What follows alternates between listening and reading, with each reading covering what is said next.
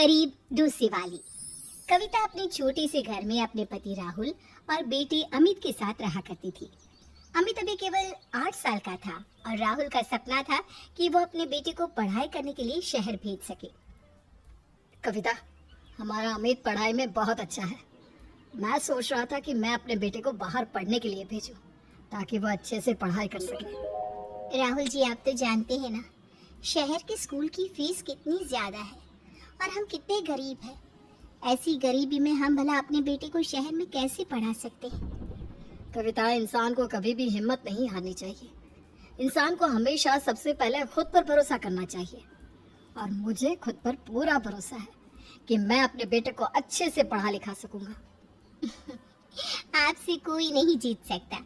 चलिए अब हाथ मुंह धो लीजिए, खाना लगा देती हूँ। कविता, आज तो खाने की खुशबू बहुत अच्छी आ रही है। क्या बनाया है आज? आपका मन पसंदीदा मसाला डोसा। फिर तो खाने में बहुत मजा आएगा। जाओ अब जल्दी से अमित को भी बुला लाओ, वो अब तक पढ़ाई कर रहा होगा।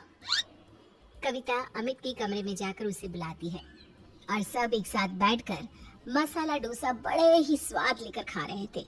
हर बार की तरह आज भी कविता ने बड़े ही प्यार से मसाला डोसा बनाया था और शायद इसीलिए कविता के हाथों का मसाला डोसा इतना लाजवाब होता कि कोई भी उसकी तारीफ किए बिना खुद को रोक नहीं पाता। सच में कविता, तुमने बहुत ही लाजवाब डोसा बनाया है। अरे तुम ऐसा क्या डालती हो अपने डोसे में? हाँ माँ, तुम्हारे जैसा मसाला डोसा तो अपने पूरे गांव में कोई नहीं बना सकता। अरे बेटा, मैंने तो इस गांव में हर किसी के हाथ का मसाला डोसा खा रखा है, पर जो स्वाद तेरी माँ के हाथों में है ना वो किसी के हाथों में नहीं है। इसीलिए तो मैं तेरी माँ को समझाता रहता हूँ कि वो खुद की अपनी छोटी सी दुकान खोल ले मसाले डोसे की, फिर हम सब अपना खुद का बिजनेस करेंगे। वैसे भी अब मैं दूसरों की नौकरी कर करके थक चुका हूँ, अब और नहीं सुना जाता मालिक का ताना। भूलिए मत, अपना काम शुरू करने के लिए पैसों की जरूरत होती है और वैसे भी मेरा मन नहीं करता, मुझसे नहीं होगा। उल्टा मुझे तो डर लगता है कि मैं इतने पैसे लगाऊं और मेरा काम नहीं चला तो। ना बाबा ना, हम जैसे हैं वैसे ही अच्छे हैं। इस तरह से कविता अपने पति के इस आइडिया को ठुकरा देती है, जिस वजह से राहुल भी कविता को अब डोसा बेचने के लिए फोर्स नहीं करता। इसी तरह कुछ दिन बीत जाते हैं और एक दिन। क्या हुआ जी, आज आप इतने परेशान क्यों नजर आ रहे हैं? सब कुछ ठीक तो है ना? कविता, कुछ ठीक नहीं है। अमित 8वीं पास करने वाला है। मैंने सोचा था कि इस साल जब हमारा अमित 8वीं की परीक्षा दे देगा तो मैं उसे शहर भेज दूंगा, पर मेरी नौकरी चली गई। लगता है अब मेरा सपना अधूरा रह जाएगा। आप ऐसा क्यों कहते हैं? नौकरी ही तो थी, एक गई है दूसरी मिल जाएगी और आपका सपना भी जरूर पूरा होगा। क्या हुआ अगर इस साल हमारा बेटा शहर पढ़ने के लिए नहीं जा पाएगा? हम 10वीं पास होने के बाद उसे शहर भेज देंगे। कविता की बात सुनकर राहुल कुछ नहीं कहता। अब इसी तरह से 3-4 दिन बीत जाते हैं और एक दिन राहुल कविता से कहता है, कविता, मैंने कुछ पैसे इस साल जोड़ कर रखे थे अमित को शहर पढ़ाई करने के लिए, लेकिन अब वो तो नहीं जा पाएगा। तो मैं सोच रहा हूँ कि क्यों ना हम एक दुकान किराए पर ले लें और तुम्हारे हाथों का बना मसाला डोसा बेचें। देखना, तुम्हारे हाथों के बने मसाले डोसे बहुत जल्द पूरे गांव में फेमस हो जाएंगे और हमारी बहुत अच्छी आमदनी भी होगी। राहुल जी, आप बात को समझते क्यों नहीं हैं? आपने वो जो पैसे बचाए हैं आने वाले बुरे समय के लिए है। अगर आप उन पैसों को ऐसे कामों में लगा देंगे तो वो बर्बाद हो जाएंगे। आप जानते हैं ना कि मेरे बस की नहीं है अपने डोसे का बिजनेस करना। मैंने कभी भी इतने लोगों के लिए मसाला डोसा नहीं बनाया और अगर मैं नहीं कर पाई तो हमारे सारे पैसे डूब जाएंगे, हम रोड पर आ जाएंगे। कविता, एक बार हिम्मत तो करो। अगर तुम इसी तरह से डरती रहोगी तो आगे कैसे बढ़ोगी? राहुल कविता को काफी समझाता है पर कविता उसकी एक नहीं सुनती। वहीं दूसरी ओर काम ना मिलने की वजह से राहुल अब डिप्रेशन में चला जाता है और एक दिन जब राहुल काम की तलाश में रोड पर जाता है तो उसका एक्सीडेंट हो जाता है और मौके पर ही उसकी मौत हो जाती है। राहुल के जाने के बाद कविता पर दुखों का पहाड़ टूट पड़ता है। कविता के लिए अब अकेले घर चला पाना मुश्किल हो रहा था, इसलिए वो राहुल के बचाए हुए सभी पैसे भी खर्च कर देती है। राहुल ने जो बचत करी थी वो सारी खत्म हो गई। अब मैं उनका सपना कैसे पूरा करूंगी? अपनी हालत देखकर तो मुझे लगता है कि अमित को आगे पढ़ा पाना भी मेरे लिए मुश्किल है। कविता ये सब कुछ सोचकर परेशान हो ही रही थी, तभी वहाँ अमित आ जाता है। अपनी माँ को परेशान देखकर उससे कहता है, माँ तुम इतनी परेशान क्यों हो?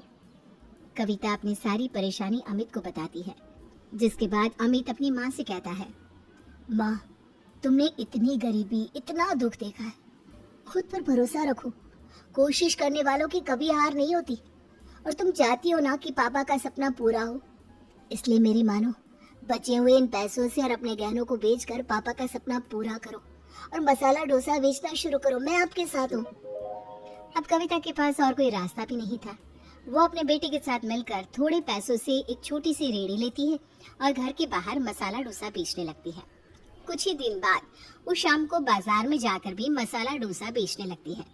इसी तरह से 6 महीने के अंदर अंदर कविता के ग्राहक बन जाते हैं।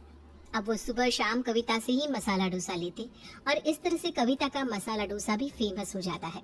ऐसे ही एक दिन, कमाई तो अच्छी हो गई है, लगता है इस साल अमित के पापा का सपना पूरा हो जाएगा। इस बार 10वीं की परीक्षा देते ही मैं अमित को शहर भेज दूंगी और अकेले ही अपना मसाला डोसा बेचने का काम देखूंगी। कविता ये सब सोच रही होती है कि तभी वहाँ अमित आता है और अपनी माँ के चेहरे पर खुशी देखकर कहता है, माँ आज तो तुम बहुत खुश हो, क्या बात है?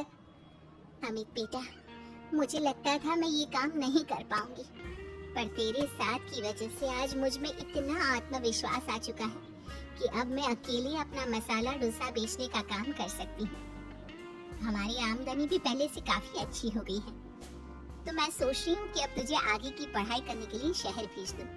तेरे पापा भी तो यही चाहते थे कि तू शहर जाकर पढ़ी लिखी और एक बहुत बड़ा आदमी बने। पर माँ, मैं आपको ऐसे अकेला छोड़कर कैसे जा सकता हूँ? इस समय पर तो आपको मेरी बहुत जरूरत है। अमित बेटा तू फिक्र ना कर, अब तेरी माँ डरपोक नहीं रही। तूने अपनी माँ को आत्मनिर्भर बना दिया है। तुझे नहीं पता, पर मैंने किराए पर दुकान खरीद ली है और आज ही मेरे पास 2 औरतें आई थी। उन दोनों को मैंने अपने पास काम पर भी रख लिया है। अब तेरी गैर मौजूदगी में वो दोनों औरतें मेरी मदद करेंगी और बदले में मैं उन्हें तनख्वाह दूंगी। ये सब कुछ सुनकर अमित को बहुत अच्छा लगता है और उसे खुशी मिलती है कि उसके पापा का सपना पूरा हुआ।